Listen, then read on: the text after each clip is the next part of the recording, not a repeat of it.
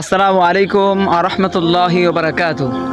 পায়খানা প্রসাব সবারই করতে হয় আর সেখানে সবারই যেতে হয়, কিন্তু পায়খানা প্রসাবের জায়গাটা হলো এমন একটি জায়গা যেখানে শয়তান, জিন শয়তান বসবাস করে থাকে, ভূত পেতনিরা বসবাস করে থাকে, এমন একটি জায়গা।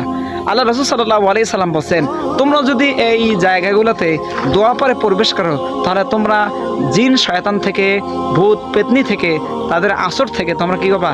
হেফাজত থাকতে পারবা। আসুন আমরা সেই দোয়াটা শিখি। বিসমিল্লাহ। আল্লাহুম্মা ইন্নী আউযু বিকা মিনাল খুবুসি ওয়াল খাবায়েস। যার অর্থ হলো, হে আল্লাহ, আমি আপনার নিকট নরজিন এবং নারী জিন থেকে পানা চাচ্ছি। হে আল্লাহ, আমি আপনার নিকট অপবিত্র নরজিন এবং অপবিত্র নারী জিন থেকে আপনার কাছে পানা চাচ্ছি।